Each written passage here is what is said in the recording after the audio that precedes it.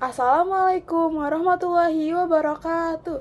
Halo semuanya, perkenalkan nama aku Imani Noya Putri Gentoro dari kelas 10D. Pada kesempatan kali ini, aku akan mempresentasikan tentang teks anekdot. Kelompokku mengambil teks anekdot dari video Tekotok yang berjudul Korupsi. Interpretasi dari animasi Tekotok tersebut adalah video ini menyampaikan kritik tajam terhadap praktik korupsi melalui penggunaan animasi yang sederhana namun bermakna. Dengan gaya visual yang menarik, Tekotok berhasil menyindir perilaku koruptor yang sering mengklaim sebagai korban dan menyalahkan pihak lain yang lebih lemah.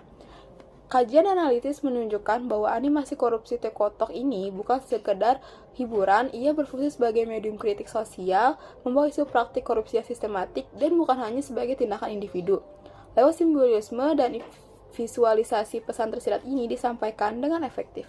Lalu ada fakta. Fakta yang pertama adalah korupsi nyata ada sering terjadi di kalangan pejabat dan video ini benar-benar mengangkat tema itu. Yang kedua, korupsi merugikan keuangan negara. Dan yang ketiga, sindiran visual yang menunjukkan orang memanfaatkan jabatan atau posisi untuk keuntungan pribadi. Lalu opininya adalah yang pertama, ada ketidakadilan antara hukuman rakyat kecil dan pejabat koruptor.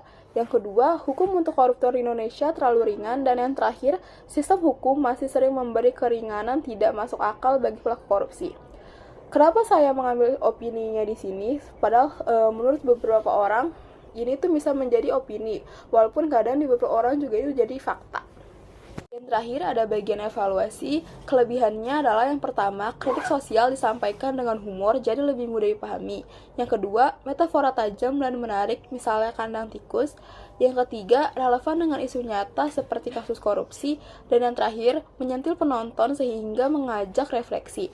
Untuk kekurangannya, yang pertama ada bahasa atau metafora vulgar yang bisa menyebabkan kontroversial. Yang kedua, mendapatkan resiko menormalisasi bahasa kasar bagi penonton muda. Yang ketiga, pesan serius kadang tertutup oleh humornya. Dan yang terakhir, bisa memicu reaksi emosional karena mengangkat isu sensitif. Cara mengatasi kekurangannya adalah dengan cara penguatan sistem hukum dan penegakan hukum yang tegas, peningkatan transparansi dan akuntabilitas dalam pemerintahan, pendidikan, anti korupsi sejak dini untuk membangun integritas masyarakat. Sekian presentasi dari saya, kurang lebihnya mohon maaf. Wassalamualaikum warahmatullahi wabarakatuh.